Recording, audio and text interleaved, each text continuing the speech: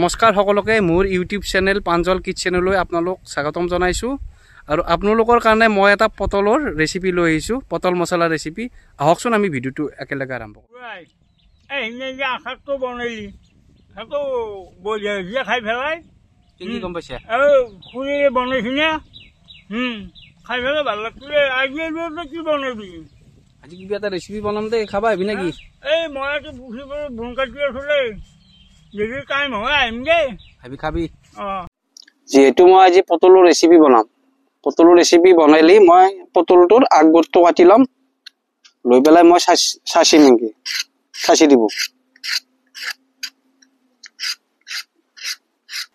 যেহেতু মোৰ পটলটো চাচি লোৱা হ'ল পটলখিনি চাচি লৈ হ'লি মই এতিয়া কাটিং কৰিব লাগিব আহকচোন মই দেখাই দিওঁ আপোনালোক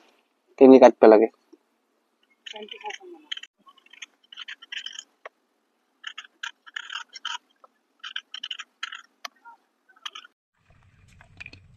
চাব পাৰে আপোনালোকে মই পটলটো এনেকৈ কাটিং কৰি লৈছোঁ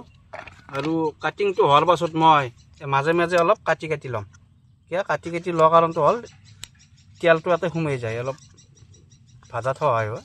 অলকান্তে ভাজা হৈ যায় দি কেৰাহী বহাই দি ৰেচিপিটোৰ কাৰণে মই প্ৰথম মিঠাতেল ৰিফাইন আৰু মই শুকান জলকীয়া ফোৰণ আৰু শুকান কাশ্মীৰী গুড়া আৰু আদা ৰহুন পেষ্ট তাৰপৰা লৈছোঁ দৈ আৰু মই লৈছোঁ মিট মছলা লৈছোঁ দিয়ক আৰু সৰু সৰুকৈ মই পিঁয়াজ কাটি লৈছোঁ আৰু বিলাহী সৰু সৰু কাটি লৈছোঁ আৰু এই পটলখিনি মই এনেকৈ হেৰি কৰি লৈছোঁ কাটি লৈছোঁ এতিয়া মই ৰিফাইনটো দি দিছোঁ কেৰাহীত তাৰপাছত মই পটলটো ফ্ৰাই কৰি ল'ম আগতীয়াকৈ প্ৰথমতে মই পটলখিনি ফ্ৰাই কৰি ল'ম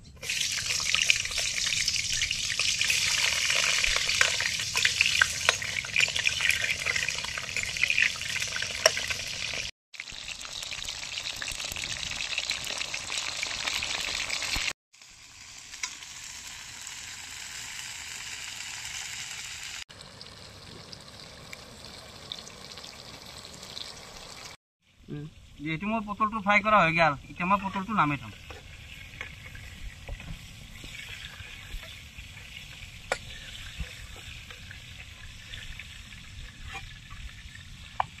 পটলৰ কাৰণে লাগতিয়াল মই গ্ৰেভিটো বনাই ল'ম এতিয়া প্ৰথমতে দিছোঁ শুকান জলকীয়া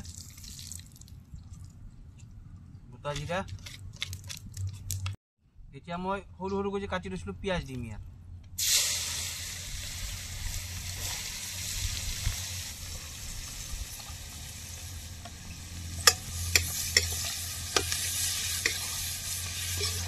পেষ্টটো ভাজি লোৱা হ'ল মই ভাজি লোৱা হোৱাৰ পিছত মই ইয়াত আদা নহৰু পেষ্টখিনি ইয়াত দিম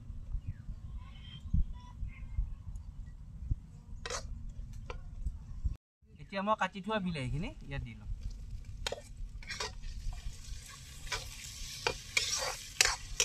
অলপ ইয়াতে নিমখ দি ল'ম যাতে বিলাহীটো গলি যায় অলকান্তে নিমখ অলপ দি ল'ম যিহেতু আমাৰ বিলাহীটো গলি গ'ল গলি যোৱাৰ পাছত যিহেতু আমাক কালাৰটো প্ৰয়োজন হ'ব কালাৰটো হ'লে ভাল লাগে চবেই ভাল পায় অলপ মই কাশ্মীৰী গুড়া অলপ ইয়াত দি ল'ম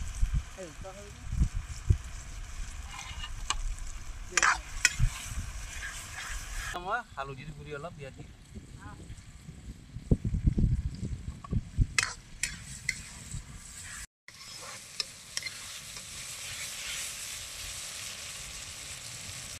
এতিয়া অলপ মই দৈ দি ল'ম দৈটোও মেইন দৈটো দিব বিৰাট সোৱাদ পাব আপোনালোকে চাচোন কালাৰটো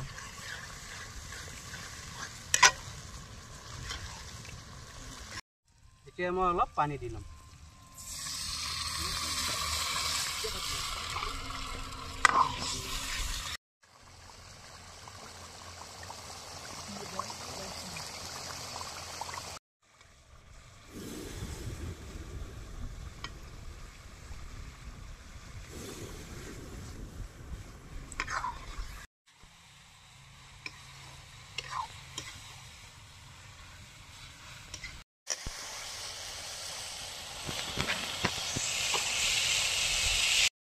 যিহেতু মোৰ পটলৰ ৰেচিপিটো হ'ল এতিয়া মই নুমাই থ'ম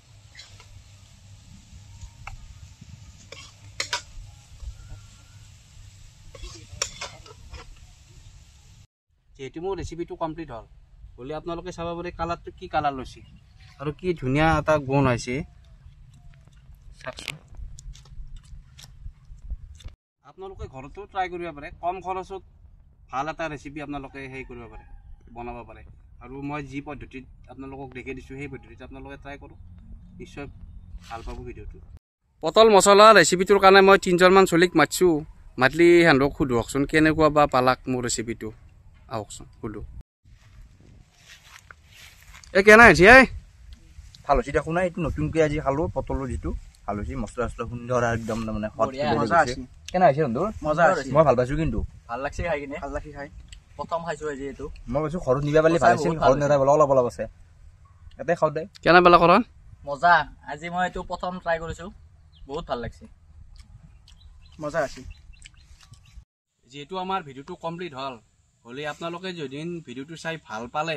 লাইক কমেণ্ট শ্বেয়াৰ আৰু ছাবস্ক্ৰাইব কৰিব আৰু নেক্সট ভিডিঅ'ত লগ পোৱাৰ আশাৰে আজিলৈ বাই বাই